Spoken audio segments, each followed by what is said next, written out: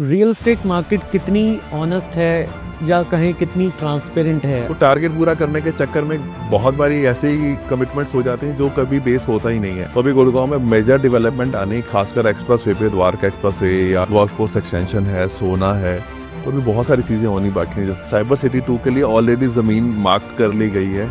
ये बिल्डर कैसे बेवकूफ बनाते हैं आज के समय में? बिल्डर कैसे चीट करता है? तो बिल्डर ना, देखो चीट क्या करता है, मैं कहूँगा शायद उसको भी अपनी सेल करनी है। क्लाइंट कभी कभी ना वो कुछ पैसे बचाने के चक्कर में अपना नुकसान कर बैठता है। नोएडा में सड़कें हैं, डेवलपमेंट है, अच्छे बिल्डर्स हैं, लेकिन एंड ऑफ द डे लोगों के पास सोर्स ऑफ इनकम ही नहीं है। जब बीजेपी आई है, प्रॉपर्टी के रेट्स डाउन गए हैं, तो क्या द्वारका एक्सप्रेस वे और गुड़गांव में भी ऐसा होने वाला है? दिल्ली पिछले 10 सालों में इतनी पीछे सिर्फ इसी बात के लिए रह गई क्योंकि इन्होंने कुछ किया ही नहीं इंफ्रास्ट्रक्चर के नाम पे। अगर गुड़गांव की बात करें तो गुड़गांव में ऐसी कौन सी लोकेशन है जिसमें कम बजट में हम कुछ अच्छी चीज ले सकते हैं? Hello everyone, welcome to Victory Success Talk. आज के इस पॉडकास्ट में हम बात करेंगे real estate market in Gurgaon, Dwarka expressway. Whether you are a home buyer, an investor और just curious about Gurgaon booming real estate market, this episode can be a good start for you. From the bustling street of Dwarka Expressway is a endless opportunities, but with so many options, how do you make the right choice? How many options we have in Delhi NCR? That's where we come in. Today, we will try to decode Gurgaon market dynamics. We will cover affordable properties availability, scope for middle class in Gurgaon. क्या real estate का downfall आने वाला है? तो आइए शुरू करते हैं हम आज का podcast. So let's welcome mister Ankush Juneja. He has more than 15 years of experience in real estate. So welcome करते हैं mister Ankush, over to you. Thank you Kaushal. अच्छा लगा आपसे मिलकर और हमारी इस शुरुआत के साथ। तो मैं आपका सबसे पहले इंट्रोडक्शन अपनी देना चाहूँगा कि मैं पहले गारमेंट एक्सपोर्ट्स में था, जो कि बहुत ही प्रोफेशनल इंडस्ट्री है। जब मैंने यहाँ पे मूव इन किया रियल एस्टेट में तो बहुत सारे चैलेंजेस आए क्योंकि प्रोफेशनलिज्म नाम से कोई चीज़ ही नहीं थी। दिखता बुक पे सब कुछ है, लेकिन हर आदमी क्लाइंट को घुमा रहा है, ब्रोकर डीलर्स को घुमा रहा है, डीलर्स क्लाइंट को घुमा रहे हैं। तो ये सब चीज़ें ना कहीं थी। तो धीरे धीरे काफ़ी चेंज देखे, 15 साल में अप एंड डाउन देखे, प्रोफेशनलिज्म को अपग्रेड होते हुए देखा। तो अब जो सिचुएशन है काफ़ी हद तक इम्प्रूव हो चुकी है और ऑप्शंस भी काफ़ी हद तक ट्रांसपेरेंट होती जा रही हैं टुवर्ड्स क्लाइंट। सो होप चीज़ें और भी आगे अच्छी निकल के आए और क्लाइंट के लिए और अच्छी हम अपॉर्चुनिटीज दे पाए। राइट। सो मिस्टर अंकुश, अगर हम गुड़गांव की बात करें तो गुड़गांव आज से 25 साल पहले कैसा था और आज गुड़गांव की रियल एस्टेट मार्केट क्या कहती है? ब्रदर, मेरे को मोर देन 25 ईयर्स हो गए गुड़गांव में ट्रैवल करते हुए। पहले मैं गारमेंट एक्सपोर्ट्स में था तो 9 साल मैंने गारमेंट एक्सपोर्ट्स में भी गुड़गांव में विजिट करता था। उसका 15 ईयर्स हो गए मुझे अब गुड़गांव की बेल्ट पे काम करते हुए। तो पहले क्या था ना, लोग एक ट्रस्ट पे काम करते थे एक दूसरे के साथ। बिल्डर्स भी कोई फ्रॉड नहीं करते थे। एक छोटी सी स्लिप के ऊपर, जिसको हम बयाना रसीद बोलते हैं, उस पर ट्रांजेक्शन्स हो जाती थी। लेकिन अब क्या है कि धीरे धीरे वक्त बदलता गया, लोगों ने फ्रॉड्स किए पब्लिक्स के साथ, क्लाइंट्स के साथ। बिल्डर्स ने भी लोगों के पैसे लेके भागे। तो धीरे धीरे चेंजेस आए, उनके अल्टरनेटिव क्या सिचुएशंस आई, तो कंट्रोल होने की काफ़ी कोशिशें हुई। जैसे कि अभी पीछे अब कुछ साल पहले तक अंसल, यूनिटैक और ये बहुत बड़े नाम हुआ करते थे। लेकिन जब मार्केट से ये भी लापता हुए फ्रॉड करने के बाद, तो फिर धीरे धीरे चेंजेस आए कि लगा लोगों को कि एक टाइमली पेमेंट लिंक एक ऑप्शन निकल के आए कि अगर आप काम करो और पैसे ले लो इन पार्ट्स।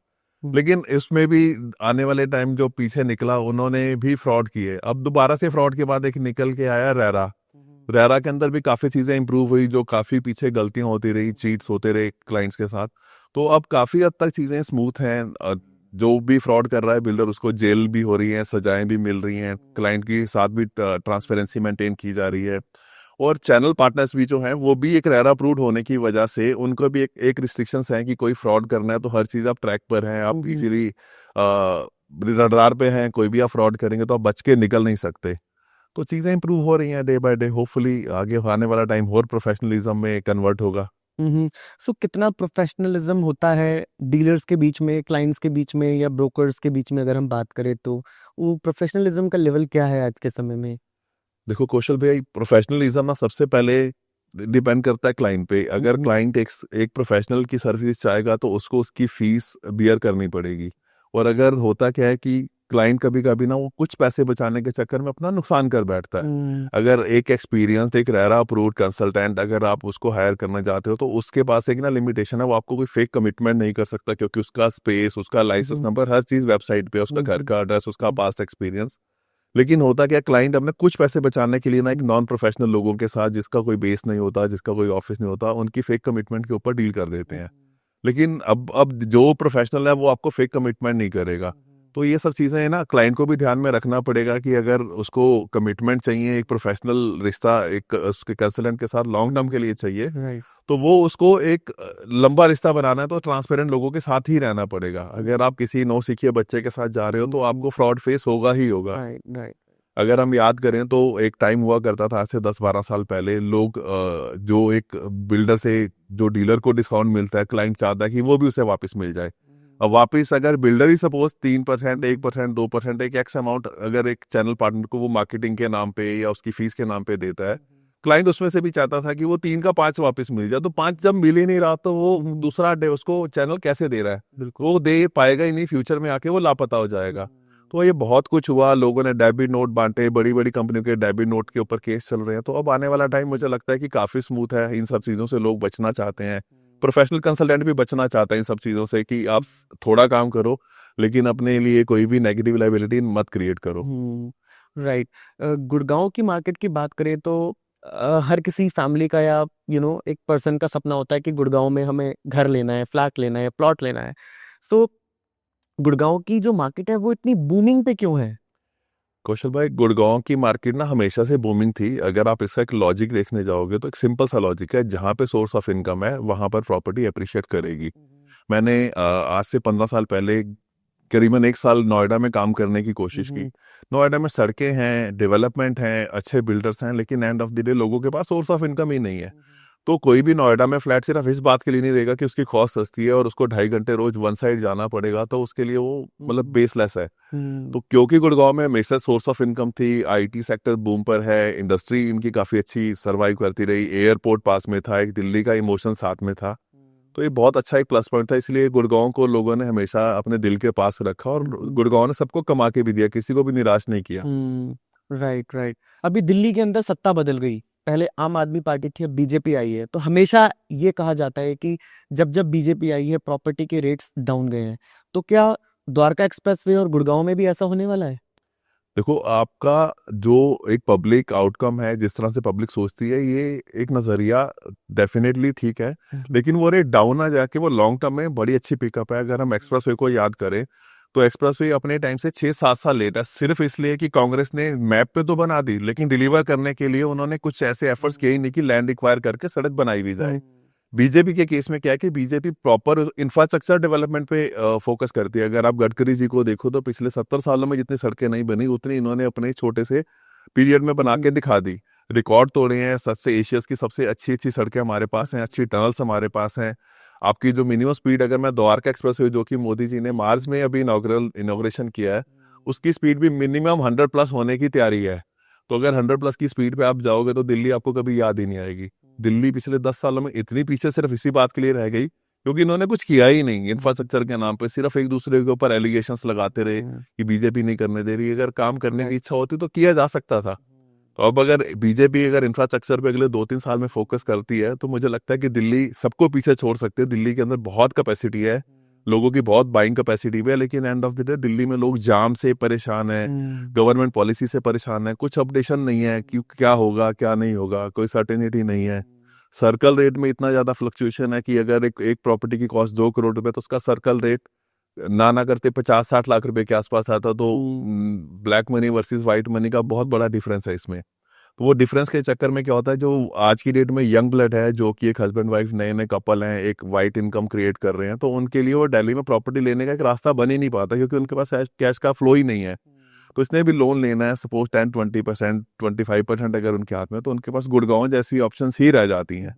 तो एक मेजर वजह ये भी है कि यंग ब्लड जो भी है वो ट्रैफिक से बचना चाहता है, अपनी जॉब के आसपास रहना चाहता है, एक नया लाइफस्टाइल चाहता है जो कि अपग्रेडेड हो, उसके बच्चे कंपाउंड के अंदर रह के सर्विसेज ले पाए, एंजॉय कर पाए, अपने बच्चों को कंपटीशन देना चाहता है। बिल्कुल तो वो गुड़गांव के अंदर आने वाले टाइम में बहुत अच्छा डेवलप किया जा रहा है। एक सिक्योरिटी रीजन भी हो जाता है ना बच्चों के लिए, फैमिलीज अपना चाहती है कि हमारे बच्चे खुल के खेलें। एग्जैक्टली उनको मैं अगर कहूँ कि मैं जैसे खुद भी दिल्ली बेस्ड हूँ, मैं वेस्ट दिल्ली से बिलोंग करता हूँ, बट मुझे ये लगता है कि अगर हम दिल्ली में हैं, अगर मेरे को एक बच्चे को ट्यूशन्स भी भेजना है तो ट्यूशन के लिए उसको एक गाड़ी भी अलग से चाहिए, उसको एक ग्रैंड पेरेंट भी साथ में चाहिए जो राइट। उसको साथ हर जगह घूम पाए। उसको अगर एक स्पोर्ट्स एक्टिविटी में पार्टिसिपेट कराना है तो वो भी हर बार एक चैलेंज है, जो कि वहाँ पे अब गुड़गांव की जो बड़ी सोसाइटीज बन रही हैं, 500 फ्लैट है, 600 फ्लैट है, 1000 फ्लैट है, तो उसके अंदर बच्चों को इतना कंपटीशन मिल जाता है, पूल है, जिम है, स्पोर्ट्स एक्टिविटी है, ट्यूशन सेंटर्स है, तो वो भी एक बहुत अच्छा एक रीज़न है। तो बच्चे आपस में अंदर भी रह लेते हैं, ग्रैंड पेरेंट्स को भी टाइम मिल जाता है, आपका भी टाइम बच जाता है, फैमिली के साथ स्पेंड कर पाते हो। तो ये बहुत एक जेन्युइन रीज़न है जिसकी वजह से लोग दिल्ली से उठ के गुड़गांव की तरफ भाग रहे हैं। राइट राइट, एकदम आपने सही समझाया। अगर हम गुड़गांव की बात करें तो गुड़गांव में सबसे बेस्ट लोकेशन आज के समय में कौन सी है? अगर इन्वेस्टमेंट पर्पस की बात करें, द्वारका एक्सप्रेसवे की बात करें, या फिर हम golf golf course extension road की बात करें, इन दोनों में से बेस्ट लोकेशन इन्वेस्टमेंट पर्पस से क्या है? कौशल जी, ये ना क्वेश्चन बड़ा ट्रिकी है, क्योंकि हर एक की पॉकेट डिपेंड करती है, हर एक की कनेक्टिविटी डिपेंड करती है, हर एक की रिक्वायरमेंट डिपेंड करती है। अगर मैं कहूँ कि मैं जैसे 2 स्टेट का रेरा कैरी करता हूँ, मेरे पास दिल्ली में भी काम करने की गवर्नमेंट अप्रूव्ड लाइसेंस है जिसको हम रेरा लाइसेंस बोलते हैं, और हरियाणा का भी है। तो दिल्ली का जो क्लाइंट है, अगर वो जॉब करता होगा सपोज सीपी में, तो उसकी पहली प्रायोरिटी होगी कि वो सीपी के आसपास रह पाए। लेकिन अगर वही क्लाइंट की पॉकेट ही नहीं अलाउ कर रही कि उसको वो वहां पे सीपी में कुछ अपना एक अच्छा सा अपार्टमेंट बाय कर पाए, तो उसके लिए चॉइस नियर बाय जाके रह जाती है कि वो द्वारका एक्सप्रेसवे पे आए या द्वारका की पुरानी सोसाइटीज में आए। और अगर आप दूसरी तरफ देखते हो, जैसे एक साउथ दिल्ली है, साउथ दिल्ली का जो मेजोरिटी क्लाइंट है वो हमारा गोल्फ कोर्स रोड पे या एक्सटेंशन रोड पे जाना प्रेफर करता है, क्योंकि उसको उसी तरह के जो कैटेगरी उसको चाहिए वो वहां मिलती है। तो हर एक की अपनी रिक्वायरमेंट है। अगर आप पहली प्रॉपर्टी बाय करने जा रहे हो, अपनी लाइफ की पहली प्रॉपर्टी, तो आपकी पॉकेट माइट भी अफोर्डेबल के लिए हो, माइट भी 2 बेडरूम सोसाइटी के लिए हो, बट वो जरूरी नहीं है कि हर बारी वो एक लग्जरी पेंट हाउस में आप एंटर कर पाओ। तो धीरे धीरे स्टेप इन के बाद आप लेते हो, धीरे धीरे अपग्रेड करते हो, तो वो वक्त के साथ साथ चीजें इंप्रूव होती हैं। करेक्ट। सो जैसे दिल्ली में अभी बीजेपी के सीएम ने शपथ ली है अभी, तो आपको क्या लगता है कि अभी कितना समय लगेगा इनको एग्जीक्यूट करने में? कौशल भाई, सबसे ना बड़ी चीज है कि कुछ भी रातों रात मैजिक नहीं होता, लेकिन हर चीज का एक प्लानिंग लगती है मास्टर। जैसे अगर हम गुड़गांव का देखें तो आज से 8-9 साल पहले 2031 का प्लान आ चुका था, now they are working on 2035। Delhi के अंदर भी सेम सिचुएशन है। अब गवर्नमेंट के पास क्या लैंड बची है, क्या फ्यूचर एस्पेक्ट हैं, क्या उनको एमिनिटीज लानी है आने वाले टाइम में, तो सबसे पहले तो उसका खाका बोलते हैं हम हिंदी में, उसकी प्लानिंग बोलते हैं कि मास्टर लेआउट जब वो बनेगा, कहाँ कहाँ पे जमीन बची है, कहाँ पे वो रेजिडेंस ला सकते हैं, कहाँ पे इंडस्ट्री ला सकते हैं। क्योंकि अब वो जमाना नहीं है कि आप कहीं भी कुछ भी रेजिडेंस के बीच में फैक्ट्री लगा दो, फैक्ट्री के बीच में आप कमर्शियल ले आओ। अब नहीं है, अब हर चीज आपको प्लानिंग वे में लानी पड़ेगी। 10 साल, 20 साल, 25 साल बाद का फ्यूचर प्लान करना पड़ेगा। तो वो एक बहुत बहुत बहुत जरूरी होता जा रहा है। Yes, it may take time, but क्योंकि अब सेंटर भी बीजेपी है, स्टेट भी बीजेपी है, एनसीआर भी बीजेपी है, तो बीजेपी को किसी भी तरह की कोई भी रुकावट नहीं है। मुझे लगता है कि बहुत ही जल्दी चीजें शेप में आनी शुरू हो जाएंगी, राइट। और बहुत ही जल्दी चीजें रिजल्ट ओरिएंटेड होंगी, जो हम सब देखेंगे दिल्ली का नया रूप, जिसकी वजह से रियल एस्टेट भी इफेक्ट करेगा और हम सबका लाइफस्टाइल भी इफेक्ट करेगा। बिल्कुल बिल्कुल। अगर गुड़गांव की बात करें तो गुड़गांव में ऐसी कौन सी लोकेशन है जिसमें कम बजट में हम कुछ अच्छी चीज ले सकते हैं? कौशल भाई, सबसे जो इजी क्वेश्चन है ना, कि कम बजट की कोई डेफिनेशन ही नहीं है। आपकी पॉकेट अगर कहती है कि सपोज वो 50-60 लैक्स हैं या 30 लाख हैं, तो अफोर्डेबल जो प्रधानमंत्री आवास योजना थी वो तो कुछ नहीं आ नहीं रही है, तो आपको उसी में से ही कुछ सेकंड सेल में बाय करना पड़ता है। फिर अगर आप कहते हो कि मेरे पास 1 करोड़ 1.5 करोड़ है, तो वो एक बी ग्रेड कैटेगरी में इन करना पड़ता है, क्योंकि ए ग्रेड कैटेगरी तो बहुत ऊपर चली जाती है। बी ग्रेड में मैं किसी भी बिल्डर का नाम लेके तो पिन पॉइंट नहीं करना चाहूंगा, लेकिन जो कंस्ट्रक्शन हो सकता है 6-7 साल 8 साल पुरानी हो, दिल्ली से पहले 10-15-20 किलोमीटर के रेडियस में हो, तो चीजें मिलती हैं, पर डिपेंड ऑन की सोसाइटी की कंडीशन क्या है, ये सब चीजें डिपेंड करती हैं साथ साथ उस पर। राइट। गुड़गांव में ऐसे कौन से प्रोजेक्ट्स हैं जिसमें एनआरआई सबसे ज्यादा अट्रैक्ट होता है? देखो कौशल भाई, एनआरआई ने पास्ट में क्या किया, बहुत सारे चीट फेस किए जो कि इंडियन रियल एस्टेट में हुए। कुछ बिल्डर्स ने किए उनके साथ, कुछ डीलर्स ने किए। अब क्या है कि ना, इंडस्ट्री ट्रांसपेरेंट होती जा रही है। अब सबसे पहली चीज तो एनआरआई को किसी भी तरह की कैश फ्लो की डील करना पसंद ही नहीं है। अच्छा। क्यों? क्योंकि उनके पास कैश होता ही नहीं है, ऑलरेडी टैक्स पेड इनकम यहाँ पर पड़ी है। और दूसरी चीज, अब क्या है कि सोशल मीडिया इतना इतना फास्ट है कि आप बच ही नहीं सकते हो, किसी भी फ्रॉड को छुपा के निकल नहीं सकते हो, तो हर चीज दिखती है। बिल्ड और एनआरआई क्लाइंट क्या है कि जैसे अभी एक नाम मैं कहूंगा, शोभा है, एमआर है, एमजीएफ है, और बहुत सारे नाम है जो कि वर्ल्ड वाइड एक ना कॉन्फिडेंस देते हैं, ट्रांसपेरेंसी शेयर करते हैं। माइट भी वो आज की इंडियन मार्केट के हिसाब से थोड़ा सा कॉस्टली लगते हो, पर लॉन्ग टर्म वो एक सेटिस्फेक्शन ये देते हैं कि एटलीस्ट वो भाग नहीं जाएगा, प्रोजेक्ट पूरा करेगा, उसकी नेटवर्थ इतनी ज्यादा है, उस प्रोजेक्ट की कॉस्ट से भी बहुत गुना बड़ी उसकी नेटवर्थ है, तो वो टाइम से डिलीवर होगा तो सब चीजें कमा के भी देंगे और उस पर घर का सपना भी पूरा होगा। राइट। तो ये एनआरआई कस्टमर के लिए आज की डेट में सबसे पहली चॉइस है, जैसे डीएलएफ हो, शोभा हो, एमआर हो, और बड़े सारे अच्छे अच्छे नाम है। राइट। तो आपने यहाँ पर एक बात कही है वाइट मनी की, सो क्या वो प्रोजेक्ट का पूरा अमाउंट वाइट मनी में ही देते हैं एनआरआई? सो देखो, जितनी भी बड़ी कंपनीज हैं जिसको हम आईपी लिस्टेड कंपनी भी बोलते हैं, और आईपीओ कुछ के आने वाले भी हैं, तो they don't even entertain the word of cash, ताकि उसमें क्लाइंट की ट्रांसपेरेंसी भी बनी रहती है, उसमें मार्केट की ट्रांसपेरेंसी भी बनी रहती है। कोई आप ऐसा नहीं है कि आपको मैं एक चीज़ 10,000 रुपये के रेट पे दे रहा हूँ और दूसरी वही चीज़ कोई 9,000 रुपये के रेट पे दे रहा है, दूसरा कोई एनआरआई क्लाइंट को 11,000 रुपये की कोट कर रहा है, तो ऐसा कुछ भी नहीं है। हर चीज़ उनकी साइट पे दिखती है। माइट भी डिफरेंस वो हो सकता है 1-2% जो जो डिस्काउंट है उसकी पेमेंट्स का टाइम पे भी हो सकता है, उसकी नेगोशिएशन स्किल पे भी हो सकता है, बट ट्रांसपेरेंसी एक कॉन्फिडेंस देती है एनआरआईज को भी, और एक नेक्स्ट जनरेशन जो एजुकेटेड जनरेशन आ रही है उनको भी। Right right. क्या हम कह सकते हैं Gurgaon is a next gold mine? Yes, वो पहले भी गोल्ड माइन था, आज भी गोल्ड माइन है, और आगे भी गोल्ड माइन रहेगा। अच्छा। क्योंकि गुड़गांव का ना एक एरिया बहुत सीमित था, गुड़गांव कभी एक्सपेंड हुआ ही नहीं, हालांकि अभी प्लानिंग हो रही है गुड़गांव एक्सटेंशन के वर्ड से कुछ एरिया को कवर किया जाए, बट गुड़गांव उतना सा ही है, गुड़गांव बड़ा नहीं है। तो उतनी सी लैंड की होने की वजह से सारी फैसिलिटीज, सारी एमिनिटीज आपको वहीं पे ही हैंडल करनी है, आपके पास कोई चॉइस ही नहीं है। राइट। एक सीक्रेट हम आपसे जानना चाहते हैं कि रियल एस्टेट से हम पैसा कैसे कमा सकते हैं? कौशल भाई देखो, रियल एस्टेट से अगर आपको पैसा कमाना है तो सबसे पहले अपने पोर्टफोलियो को अपनी पॉकेट के हिसाब से डिजाइन करें। ऐसा ना हो कि होता क्या है, जब भी मार्केट में फ्लक्चुएशन आती है तो सबसे पहले वो कच्चा ट्रेडर लापता होता है जिसकी पॉकेट में थे सपोज 50 लाख रुपए और उसने ट्रेड किया 2 करोड़ 5 करोड़ रुपए का। जब पेमेंट देने का टाइम आया तो उसके पास ना तो पैसे थे और ना उसको हैंडल करने की कैपेसिटी थी। तो अगर आपकी पॉकेट में जितने पैसे हैं उसका आप कोशिश करो 70, 80, 90, 100% तक ही प्ले करो, उससे ज्यादा ट्रेडिंग में मत जाओ। ये लाइक का शेयर मार्केट है, अगर शेयर मार्केट में आप बम गिरता है तो वो साथ साथ गिरता है, लेकिन रियल एस्टेट से आपको निकलना बड़ा मुश्किल हो जाता है। तो आप समझ के देखभाल के अपनी पॉकेट के हिसाब से, इन केस अगर मार्केट थोड़ा सा टाइम लेती है, 6 महीने पीछे चलती है, तो आपके पास इतना बैकअप होना चाहिए कि आप उस पेमेंट आने वाला जो पेमेंट फ्लॉस को आप हैंडल कर पाए। Right right. Ankush ji, what is the best criteria to find a property? So देखो, क्राइटेरिया ये होता है कि मैं किसी भी बिल्डर का नाम लेके कोई उसकी तारीफ या उसकी बुराई नहीं करना चाहूंगा। 3 क्राइटेरियाज होते हैं कि एक लोकेशन, कि आप किस सेक्टर में जा रहे हैं, आपको वो कितनी सूट करती है, सूट करने के अलावा वो आपके वर्किंग एरिया के कितना पास है, आपके बच्चों के स्कूल कितने पास हैं, आपका वहाँ पे हॉस्पिटल है नहीं है, आपकी सोसाइटी कैसी है। दूसरा उसकी connectivity, connectivity in the sense कि ऐसा नहीं कि सब कुछ अच्छा है लेकिन अगर आपको एक्सप्रेस से जाना तो टूटी हुई सड़कों से जाना है, या टूटी हुई सड़क अगर वो छोटा सा एक पैच है तो मैनेज करना ईजी है।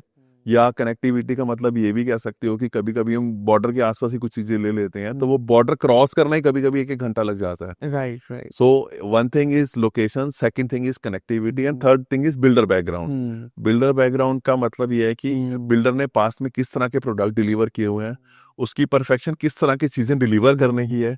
तो ये हमेशा आपको माइंड में रखना पड़ेगा कि वो प्रोडक्ट आपकी चीजों की तरह वो मैच करता है नहीं करता, जो आप सपनों का घर देखना जा रहे हैं वो सपनों के वो क्राइटेरिया में उसका पास्ट एक्सपीरियंस फिट करता है या नहीं करता। तो ये एक सबसे बड़ी चीज है, ये 3 जो क्राइटेरियाज हैं, क्योंकि हम बिल्डर का नाम लेंगे, प्राइस लेंगे, तो वो एक बहुत बहुत लंबी डिस्कशन हो जाएगी।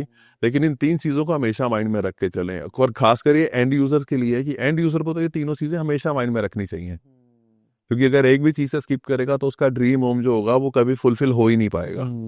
Right right. एफोर्डेबल होम्स की बात करें तो एफोर्डेबल प्रॉपर्टीज अभी अवेलेबल हैं गुड़गांव में? देखो अफोर्डेबल प्रॉपर्टीज क्या था कि प्रधानमंत्री जी का एक विजन था कि जिसके पास घर नहीं है उसको पहला घर एक अफोर्डेबल रेट पे दिया जाए। क्योंकि गुड़गांव में उस टाइम क्या था, लैंड भी थी, मार्केट थोड़ी स्लो भी थी, तो एक नई पॉलिसी लाई गई जो कि जिसके पास जिसका वो पहला घर होगा वो वही उसको अप्लाई कर सकता है, जिसके पास ऑलरेडी प्रॉपर्टी उसके नाम से है, तो उसके लिए वो रिस्ट्रिक्शंस थी। तो अफोर्डेबल क्या हुआ, जैसे जैसे प्राइसेस बढ़े, लैंड कॉस्ट बढ़ी, तो अब अफोर्डेबल की प्राइस ही मैच नहीं करती। अगर बिल्डर बनाने जाता तो उसको लैंड कॉस्ट ज़्यादा पड़ती है, तो इसलिए वो अफोर्डेबल के लाइसेंस अप्लाई ही नहीं कर पा रहा है। और जो अभी पीछे भी लेटेस्ट एक इंसिडेंट हुआ कि 4S का एक लाश आया था सोना के अंदर, 1000 फ्लैट के लिए 50,000 से ज़्यादा एप्लीकेशन आई। लेकिन अभी 2 दिन पहले सुनने में आया उसके भी रेरा में कुछ इश्यूज हो गए हैं। तो वो ट्रांसपेरेंसी भी चाहिए प्रधानमंत्री आवास योजना के अंदर। प्रधानमंत्री जी के नाम पे कोई भी ना स्पॉट आज की डेट में कोई भी गवर्नमेंट चाहती ही नहीं है। तो ये बहुत स्ट्रिक्ट होता जा रहा है, तो इसलिए अफोर्डेबल मुझे नहीं लगता आने वाले टाइम में कोई नए लाइसेंस आएंगे। जो पुराने एक लाइसेंस बचे हुए हैं वो भी अब क्या निकलेंगे या नहीं निकलेंगे, क्योंकि अब 30, 32, 35 लाख रुपए में कुछ भी सपनों का घर गुड़गांव के अंदर दे पाना बहुत मुश्किल है। Right right. रेरा अप्लाई हो चुका है आज के समय में ना। हर हर बिल्डर पहले रेरा के लिए अप्लाई करता है। तो रेरा के आने के बाद क्या क्या चेंजेस आए हैं, आपको क्या लगता है?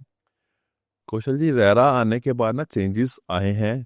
पहले क्या होता था कि बिल्डर जमीन खरीदे बिना ही माल बेचना शुरू कर देता था। हम गुड़गांव की भाषा में ना उसको जमीन बांधना बोलते हैं हरियाणा में।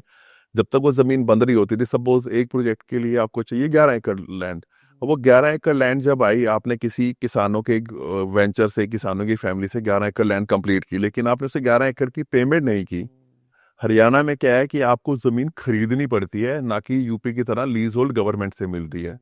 तो जब वो 11 एकड़ जमीन उसने खरीदेगा, रजिस्ट्री अपने नाम कराएगा, फिर वो गवर्नमेंट को अपनी सारी चीजें दिखाएगा, उसका प्रोजेक्ट दिखाएगा, एज पर गाइडलाइन वो है नहीं है, उसकी एम्यूनिटीज एज पर गाइडलाइंस है नहीं है, सब चीजें अप्रूव कराने के साथ साथ उसको रेरा में इंटीमेशन देनी पड़ेगी कि ये जो अब एक एस्क्रो अकाउंट उन्होंने रेरा के साथ साथ ऐड किया कि इस प्रोजेक्ट के नाम पे आप जितने भी फंड क्रिएट करोगे उस फंड को आप किसी भी दूसरे प्रोजेक्ट में नहीं यूज कर सकते। एक परसेंटेज है जो आप, क्योंकि आपने लैंड बाय की हुई है, तो एक परसेंटेज के अलावा आप उस पैसे को सिर्फ उस प्रोजेक्ट की कॉस्ट में ही लगाओगे। ओके। तो ये एक बहुत अच्छा मतलब मुझे लगता है फ्यूचर था, एक चेंजेस थे जिसकी बात से बिल्डरों का भागना कम हुआ, क्लाइंट के साथ चीट होने कम हुए। रेरा ने रिस्ट्रिक्शंस जो लगाई कि अगर रेरा अप्रूव नहीं है तो कोई भी बिल्डर किसी भी तरह से किसी भी प्रोजेक्ट के नाम पे कोई भी पैसा ले ही नहीं सकता है। अगर उसको पैसा लेना तो उसको रेरा अप्रूव करना पड़ेगा, रेरा के अंदर अपने सारे डॉक्यूमेंट्स सबमिट करने पड़ेंगे, सबसे एक वेरिफिकेशन करानी पड़ेगी, तभी रेरा का लाइसेंस मिलता है।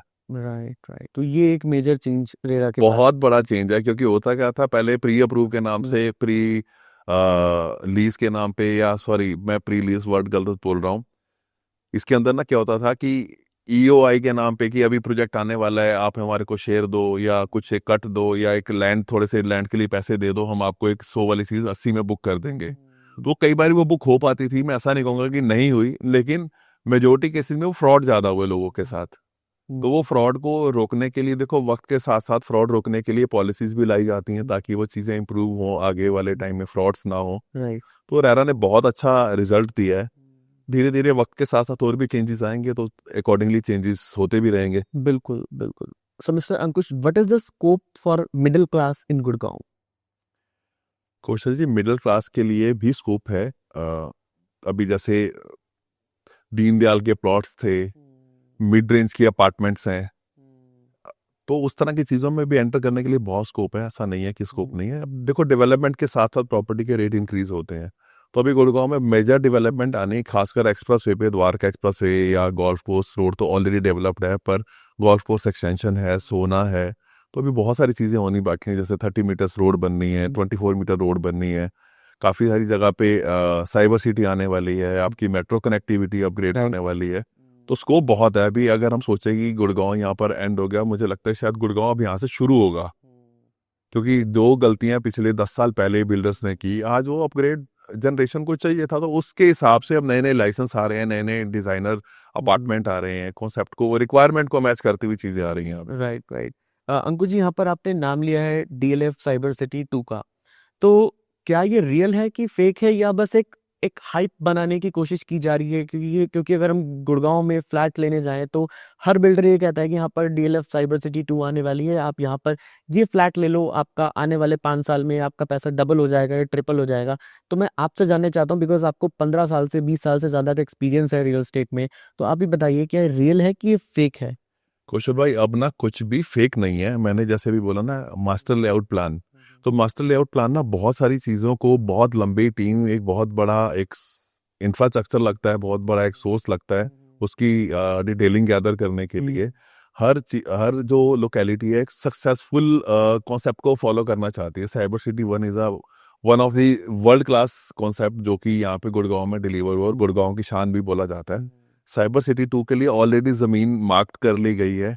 ऑलरेडी वहाँ की कनेक्टिविटी बहुत अच्छी है। वहाँ से अगर आप कोई बहुत बड़ा कोई कॉन्सेप्ट लेके आ रहे हो तो आने वाला टाइम बहुत ही अच्छा फ्यूचर होगा उसके आजू बाजू में। तो ये कुछ भी फेक नहीं है। आज की डेट में हर चीज़ इजीली नेट पे अवेलेबल है। अगर मैं आपसे कुछ बोलूँ कि ये रोड वैसा है या ऐसा है, तो वो कहाँ से जाता है, वो हर चीज़ आप इजीली नेट पे ट्रैक कर सकते हो। तो पहले क्या होता था कि कोई जमीन की रिक्वायरमेंट किसी को पता नहीं होती थी, वो नक्शे पे समझा पाना ही मुश्किल होता था कि हर जगह खेत दिखते थे। अब क्या है कि गूगल हो गया, विकीपीडिया हो गया, लोकेशन हो गया, तो कुछ भी अगर हम गलत कमिटमेंट करके जाते हैं तो मुझे लगता है वो एक रॉन्ग डायरेक्शन होगी आपके लिए भी और एक कंसल्टेंट के लिए भी। क्लाइंट भी आपको रीड करता है कि आप किस तरह की आपकी नॉलेज है। आपने 15 साल कह रहे हो या 5 साल कह रहे हो या 5 महीने कह रहे हो, पर आपने अर्न क्या किया, कौन सी जनरल नॉलेज आपके पास है। क्योंकि 10 में से 8 चीजें ना क्लाइंट आज की डेट में सोशल मीडिया से समझ के ही आता है, उसकी रिक्वायरमेंट मैच होती है। अगर आप कुछ भी उसे झोल-झाल करने की कोशिश करो तो आप इजीली समझ जाएगा क्लाइंट कि आप उसके क्राइटेरिया में फिट नहीं होते हो। Right, right, right. ये बिल्डर कैसे बेवकूफ बनाते हैं आज के समय में?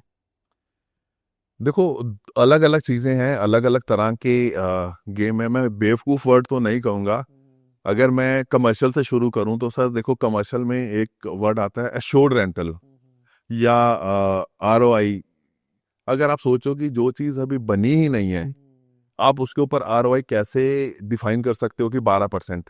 और अगर वो 12% दे रहा है तो वो किस अमाउंट पे दे रहा है? क्या उस प्रोडक्ट का आज की वैल्यू उस अमाउंट के साथ मैच करती है? कहीं ऐसा तो नहीं कि आज की डेट में एक प्रोडक्ट की वैल्यू सपोज 100 रुपए स्क्वायर फीट होनी चाहिए, वो ऑलरेडी आपसे 180 170 पे चार्ज कर रहा है। तो उसने आपसे एक अच्छा खासा अमाउंट आपको चीज बेच भी दी। चीज बेचने के साथ साथ आपसे इतने ज्यादा पैसे ले लिए, अगर उसको 2-3 साल रेंटल देना भी पड़ता है तो आपको इजीली दे सकता है। तीसरी चीज, अगर आप कमर्शियल लोन अगर आप देखते हो तो वो 18% प्लस की रेशो में प्रोजेक्ट बनाने के लिए बिल्डर्स को मिलता है। तो बिल्डर इस केस में क्या करता है कि वो आपसे पैसे भी ले लेता है और वो उसको 8, 9, 10, 11% की रिटर्न पे वो आपको महंगी चीज बेच के और कम इस रेशो में बिना प्रोजेक्ट बनाए वो फंड जनरेट कर लेता है। तो ये एक बहुत बड़ा मैं ये तो नहीं कहूंगा हर एक बिल्डर के साथ, पर मेजोरिटी ऑफ बिल्डर जिनका कोई पास बैकग्राउंड नहीं है या कस्टमर भी हम बिना उसकी मार्केट वैल्यू को समझे हुए उतने पैसे जब खर्च देता है, तो उसको भी समझना चाहिए मार्केट में कि अगर सेम कॉन्सेप्ट के ऊपर उसी के साथ में सिमिलर सेक्टर में एक चीज सपोज 10,000 रुपए स्क्वायर फीट पे बिक रही है, तो वो 20,000 रुपए स्क्वायर फीट पे कैसे बेच रहा है बिना बने, बिना सक्सेसफुल हुए। तो ये एक फ्रॉड एक तो ये है। अदरवाइज अगर हम फ्रॉड की बात करें ना, तो होता क्या था कि पहले जैसे मैंने अभी बताया कि लोग जमीन खरीदते नहीं थे और माल बेचना शुरू कर देते थे। हालांकि काफी हद तक वो रिस्ट्रिक्ट हो गया है, लेकिन अभी भी साइलेंट लेवल पे धीमी आवाज में ये काम होते हैं। हम लोग शायद नहीं करते हैं, लेकिन मार्केट में ये सुनाई देता है तो डर लगता है कि यार लोग आज भी इतना रिस्क ले रहे हैं।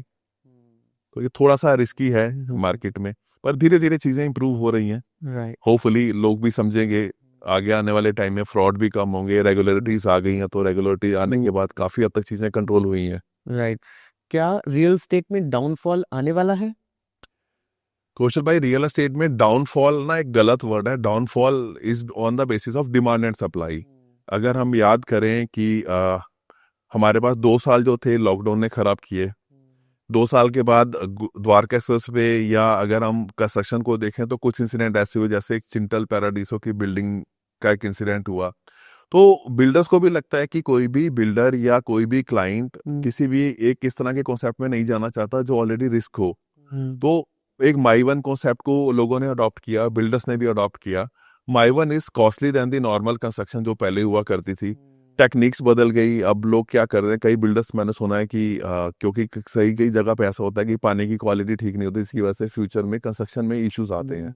अब क्या लोग फिल्टर का एक प्लांट ही लगा देते हैं और उसको पानी को फिल्टर करके लगाया जाता है, सारी टेक्निक, सारे मॉइस्चर, सारा वाटर लेवल देख के किया जाता है। तो प्रोफेशनलिज्म और आज की डेट में जो कंस्ट्रक्शन क्वालिटी के ऊपर वर्किंग है ना, बहुत बहुत डीप तक जाती है। तो चीज़ें हैं तो वक्त के साथ साथ इम्प्रूव हो रही हैं और होती रहेंगी आगे भी। राइट। रियल एस्टेट मार्केट कितनी ऑनेस्ट है या कहें कितनी ट्रांसपेरेंट है, आप क्या कहेंगे इसके ऊपर? देखो, मार्केट ना ट्रांसपेरेंट, हम सब उसके एक इक्वली कंट्रीब्यूटर हैं। मुझे लगता है कि अगर हम कहें कि खाली बिल्डर गलत है, शायद वो भी गलत होगा, खाली क्लाइंट गलत है, शायद वो भी गलत होगा, और खाली कंसल्टेंट गलत है, वो भी गलत होगा। हम सारे इक्वली पार्टिसिपेट करते हैं। अगर मैं क्लाइंट से शुरू करूं, क्लाइंट को एक सर्विस तो चाहिए एक एजुकेटेड पर्सन से, लेकिन जब वो पे करने की बारी आती है तो क्लाइंट को लगता है कि शायद अगर बिल्डर 3% दे रहा तो मैं 5% कहाँ से लाऊं। तो सारा ज्ञान एक एजुकेटेड बिल्डर, एक एजुकेटेड कंसल्टेंट को वो यूज करता है।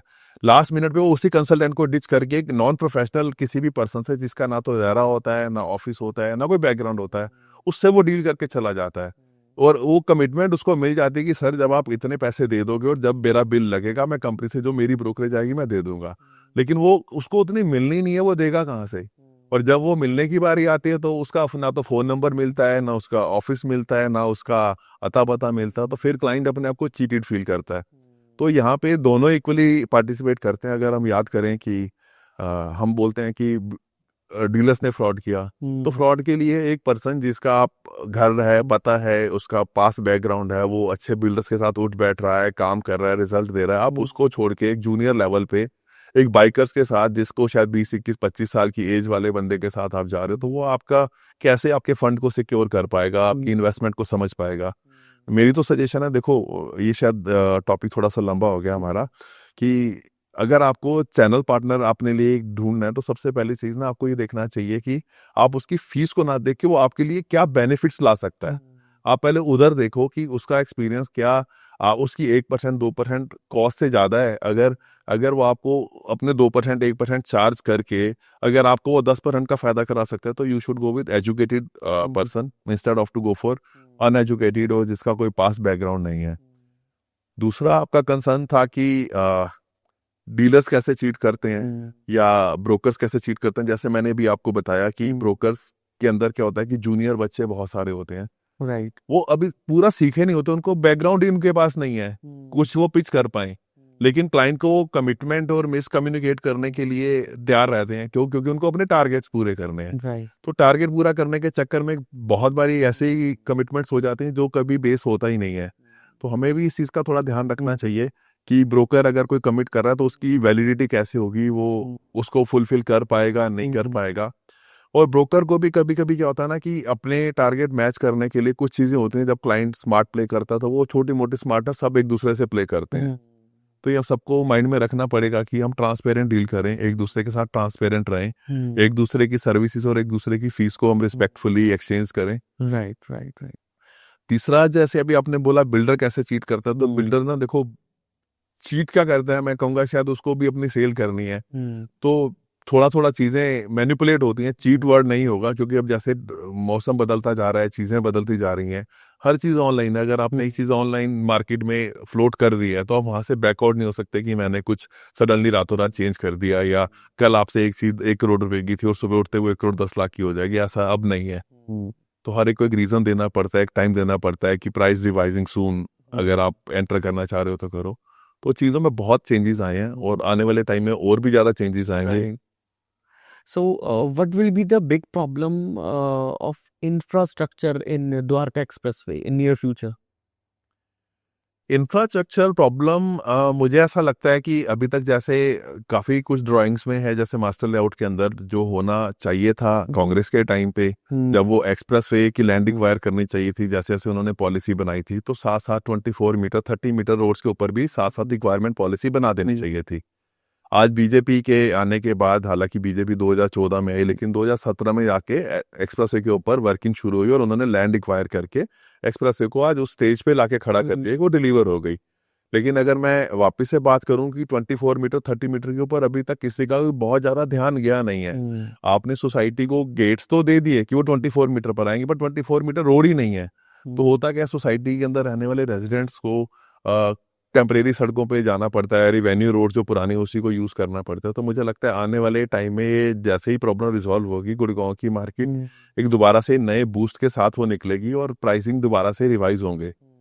तो मुझे लगता है बहुत एक राइट टाइम है, अगर आप इन्वेस्टमेंट करना चाह रहे हो तो इस टाइम पे इन्वेस्टमेंट अच्छी है। एक्सप्रेसवे आ चुका है, 16 लेनर एक्सप्रेसवे, जो कि अभी एशिया के एक one of the best expressway में से एक है। तो एक राइट टाइम है इन्वेस्ट करने के लिए भी, और डेवलपमेंट आने वाली है तो लॉजिकली जैसे जैसे डेवलपमेंट आएगी वैसे वैसे प्राइस भी बढ़ेगा, एमिनिटीज भी बढ़ेंगी, लाइफस्टाइल भी अपडेटेड होगा। राइट। सो मिस्टर अंकुश, अगर हम बात करें गुड़गांव की, नोएडा की, फरीदाबाद की, दिल्ली की, तो इनमें से बेस्ट लोकेशन आपके हिसाब से आज के समय में कौन सी है? किसमें इन्वेस्टमेंट किया जाए जिससे पैसा हमारा डबल हो जाए? कौशल भाई देखो, आपका क्वेश्चन बड़ा लॉजिकल है और एक एंड यूजर का एक टची टॉपिक है। मतलब यहाँ से दिखाया जाता है सपोज जेवर एयरपोर्ट आने वाला है, पर वो अभी चला नहीं है। और जेवर एयरपोर्ट ऐसा नहीं होता कि इंटरनेशनल एयरपोर्ट आता है तो बिल्कुल उसके साथ लगती जमीन पे आपको कोई होटल बनाने की परमिशन Right. मिल जाएगी। सिमिलर केस में हम फरीदाबाद की बात करें तो फरीदाबाद क्यों पीछे रह गया, या अगर हम दिल्ली का दूसरा कोना देखें, कुंडली वाली साइड, वो क्यों पीछे रह गई? क्योंकि कभी वहां पे इंडस्ट्री को वो एक कंट्रोल कर ही नहीं पाए, कभी भी उनको एक सेफ एटमॉस्फेयर दे ही नहीं पाए कि कभी इंडस्ट्री डेवलप हो पाती। तो जब लोगों के पास सोर्स ऑफ इनकम ही नहीं होगा तो वहां रहने क्यों जाएंगे? रहना तो एक सेकेंडरी कॉल है, रहने के लिए तो स्टार्ट आदमी रेंटेड एकोमोडेशन से भी रह पाता है। अगर एक इंडस्ट्री सक्सेसफुल होगी, सोर्स ऑफ इनकम जब आएगा तो ऑटोमेटिकली हर चीज डेवलप हो जाएगी। तो हुआ क्या, उन्होंने, मुझे लगता है कि अगर मैं नोएडा से या नोएडा एक्सटेंशन से या यूपी बेल्ट को अगर मैं याद करूं, तो जो सबसे बड़ा मेजर मिस्टेक था, हालांकि मैंने 2010 में जब 10, 11, 12 जब भट्टा बरसौल वाला इंसिडेंट था तो मैंने नोएडा में भी काम किया। मुझे लगता है सबसे बड़ी गलती थी कि उन्होंने इंडस्ट्री बसाने से पहले रियल एस्टेट का एक पूरा का पूरा सिटी बसा दी। जो सिटी बसाई वो एक बूम, मतलब बाउंस बैक की, क्योंकि सोर्स ऑफ इनकम थी नहीं, लोगों ने मकान बुक कर लिए, लेकिन बुक करने के बाद रहने के लिए कोई आया ही नहीं। सो गुड़गांव क्यों सक्सेसफुल था? क्योंकि गुड़गांव दिल्ली के बिल्कुल नज़दीक था। गुड़गांव क्यों सक्सेसफुल था कि मारुति या एक अच्छा बहुत ही बड़ा एक उद्योग भी, और उन्होंने सेटअप बहुत अच्छा कॉन्फिडेंस देके बनाया था, इंडस्ट्रियलिस्ट को डर नहीं लगता था यहाँ पे काम करते वक्त। साइबर सिटी की अगर हम बात करें, cyber city is one of the biggest example कि लोगों को सोर्स ऑफ इनकम मिली, दिल्ली से जाने वाले लोगों को एक कनेक्टिविटी मिली।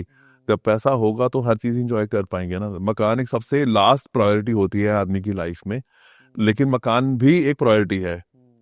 तो आपको, आपने बोला ना किस में इन्वेस्टमेंट करें, देखो सबसे पहली चीज़ है आपकी रिक्वायरमेंट क्या है। जैसे मैंने बोला, तो रिक्वायरमेंट हमेशा आपकी वर्क एटमॉस्फेयर के आसपास रहनी चाहिए, और आपका फ्यूचर क्या प्लान है। अगर आपको लगता है कि मेरा बिजनेस ही नोएडा के आसपास है तो you will prefer to go for Noida.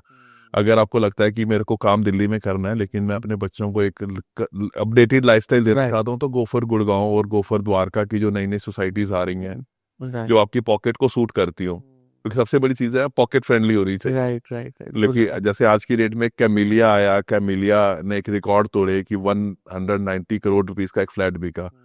तो हर आदमी 190 करोड़ की बाइंग कैपेसिटी नहीं रखता, माइट भी 2, 4, 5, 7, 10% लोग भी नहीं होंगे जो 5, 10, 15, 20 करोड़ पे पहुंचते होंगे। तो जो मेजोरिटी ऑफ रेशियो है 60-70% लोगों की, वो हम मिडिल और अपर मिडिल क्लास फॉलो किए। तो ये सब चीजें उसी डिजाइन पे चलती हैं, अपनी रिक्वायरमेंट जैसी है।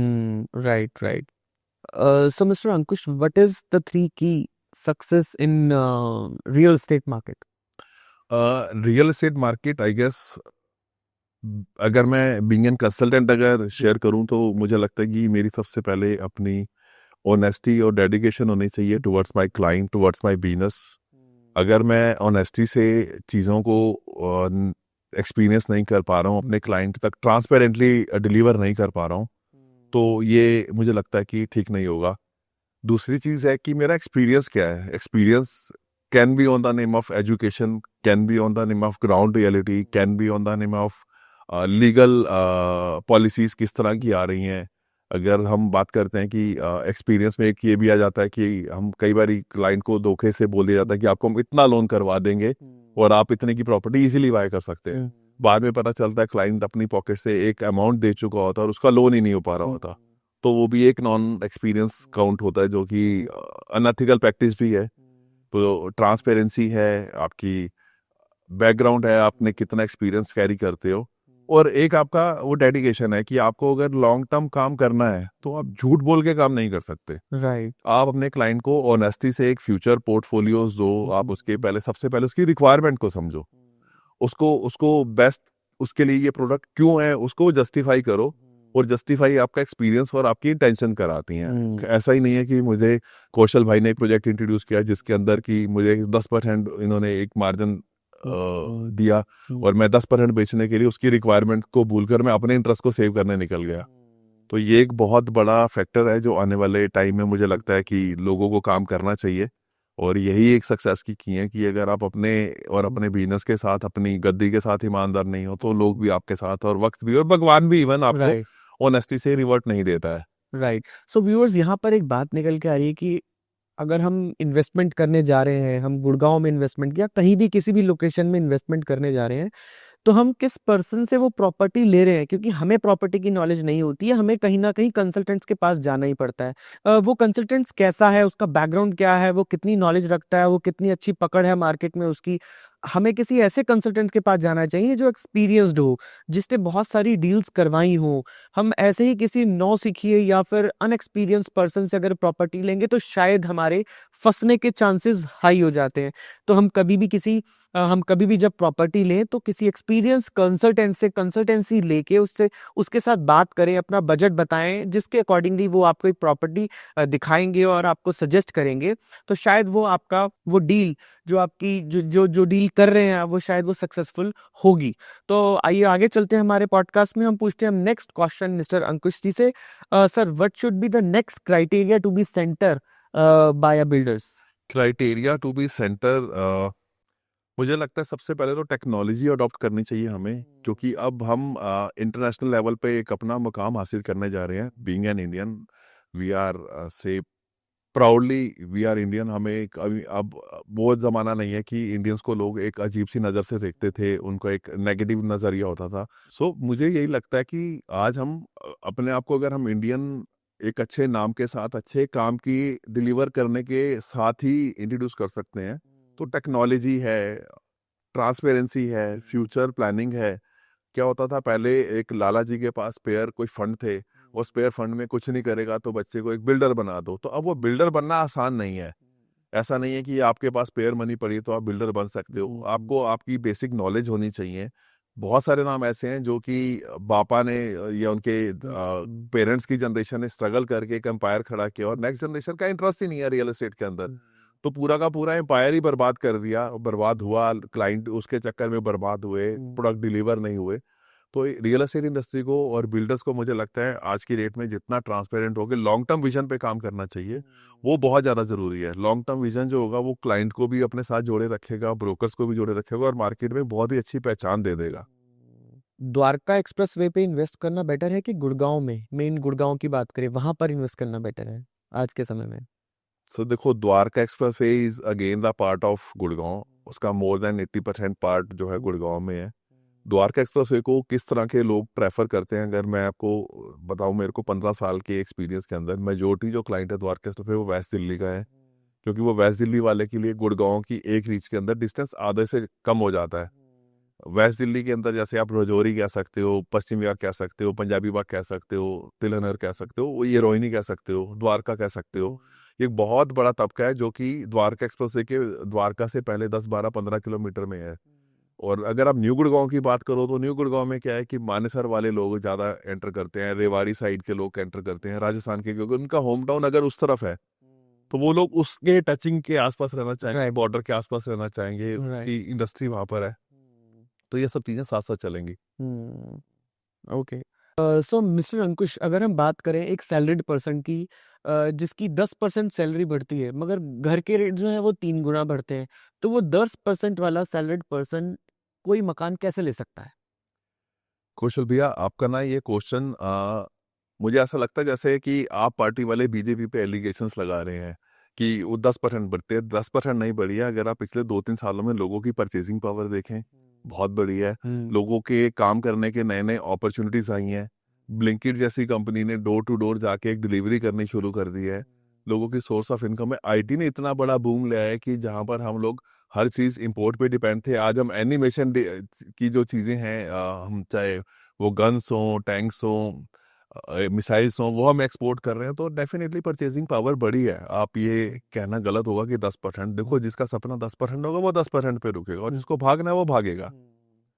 आप देखेंगे कि बहुत सारे लोग ऐसे हैं जो 20 25 26 साल की उम्र में जिन्होंने करोड़ों रुपए कमाए हैं। तो विजन तो बड़ा करना ही पड़ेगा ना, अगर बड़ा कर लेना है तो। राइट राइट राइट, सही कह रहे हैं आप। अगर हम एल जोन की बात करें, आपको याद होगा कि एल जोन के नाम पे लगभग 30,000 से ज्यादा लोगों के साथ फ्रॉड हुआ था। अब बीजेपी दोबारा सत्ता में आ गई है दिल्ली में, तो क्या ऐसा फ्रॉड दोबारा होने की आशंका है?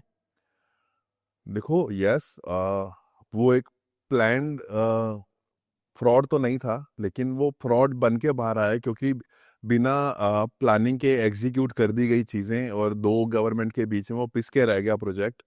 फंसे क्या 30,000 बायर। तो मुझे लगता है कि अब बीजेपी गवर्नमेंट उस पर काम करेगी। ऐसा तो नहीं होगा कि रातों रात कोई जादू हो जाएगा। पूरी उसकी फ्यूचर प्लानिंग के साथ अगले 10 साल का इंफ्रास्ट्रक्चर क्या चाहिए, अगर इतने लोग लेके आने तो किस तरह की एम्यूनिटीज देनी है, कितना ग्रीन एरिया देना है, तो दोबारा से डिजाइन होना चाहिए। और अच्छे तरीकों से पुरानी गलतियों को सीखते हुए हमें लगता है कि एगाजोन दोबारा से जल्दी आएगा, नए रूप में, नए नाम के साथ। और पुराने लोगों को जो शिकायतें थी जिनके साथ फ्रॉड हुआ, उम्मीद करता हूँ कि उनको भी कोई ना कोई उसमें से एक हेल्प मिले, उनको कुछ एक डिस्काउंटिंग प्राइसेस मिले, उनको कोई एडवांटेजेस मिले। बीजेपी जब जब सत्ता में आई है, लोगों को लगता है कि अब बुलडोजर चलने वाला है, तो क्या गुड़गांव में भी बुलडोजर चलेगा? देखो, आप ना, बीजेपी आई है ये बात गलत जोड़ते हो। मुझे लगता है कि जिस बंदे ने अनऑथराइज कंस्ट्रक्शन किया है, इलीगल वे में उसको इंक्रोच किया है, जिसकी वजह से आज इंफ्रास्ट्रक्चर डिस्टर्ब हो रहा है, जिसकी घर के बाहर गाड़ियों की लाइन लगी है क्योंकि उसने इलीगल कंस्ट्रक्शन किया, तो उसमें तोड़ने में गलत क्या है? चोर ने चोरी की है, उसको पता है उसने चोरी किया, तो उसको सजा मिलनी चाहिए। सजा, मैं ये नहीं कहता कि उसको कोई फांसी पे चढ़ा दिया जाए, लेकिन इलीगल कंस्ट्रक्शंस के ऊपर हमेशा रोक लगनी चाहिए थी, चाहिए है, और आगे भी होनी ही चाहिए। तो आगे से जब कंस्ट्रक्शन हो तो सबको पता होना चाहिए कितनी कंस्ट्रक्शन उसके नाम पे है, कितनी उसको कवर करनी है।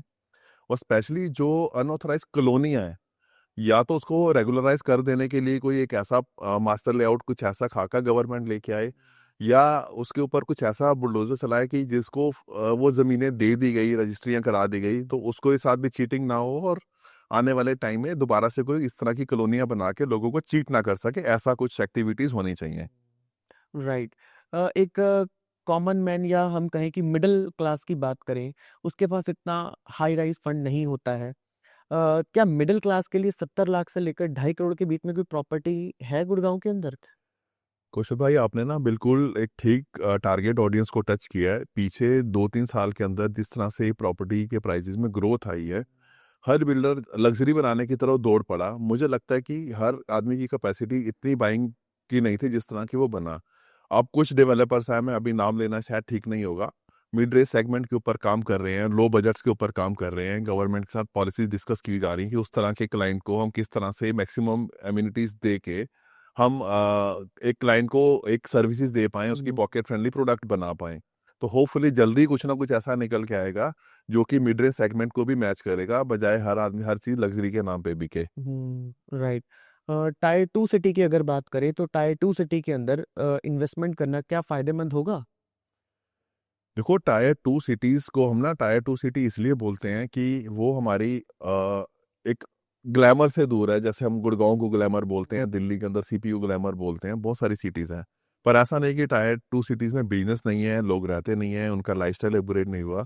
अगर एक एक्सप्रेसवे हाईवे या कोई भी हाईवे निकलती है, तो खाली हाईवे निकलने से फायदा अगर सड़क पे चलने वाली गाड़ी को नहीं होता है, उसके अलावा वहाँ पे रहने वाले लोगों को है, जिनकी कनेक्टिविटी इजी हो गई। वहाँ पे रहने वाले स्कूलों से होता है, जो स्कूल्स आए वहाँ पर, जो उसके अलावा हॉस्पिटल्स आए, लोगों का लाइफस्टाइल अपग्रेड हुआ। तो जैसे जैसे चीज़ें अपग्रेड होंगी, लोगों की डिमांड भी बढ़ेगी। लोग गाँव से उठ के शहरों की तरफ आएंगे, और शहरों से उठ के टायर 2 सिटीज़ की तरफ भी मूव ऑन करेंगे। तो डेफिनेटली ये फ़ायदा होगा।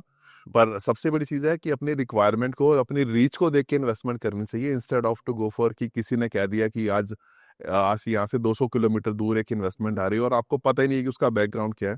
तो मेरा ख्याल है वो गलत ट्रेडिंग होगी। आप हमेशा वहाँ ट्रेड करें जहाँ पर आपकी रीच इजी टू रीच हो और इजी टू हैंडल हो। राइट। सो मिस्टर अंकुश, ज़्यादातर बिल्डर्स देखा ये गया है कि वो अनप्रोफेशनल चैनल पार्टनर्स के साथ काम करना ज़्यादा पसंद करते हैं, तो ऐसा क्यों? कुशल भाई, ये ना क्वेश्चन हुआ है जिसके साथ मुझे लगता है कि अगर मैं कुछ बोलूंगा तो बड़े सारे पर्दे खुल जाएंगे।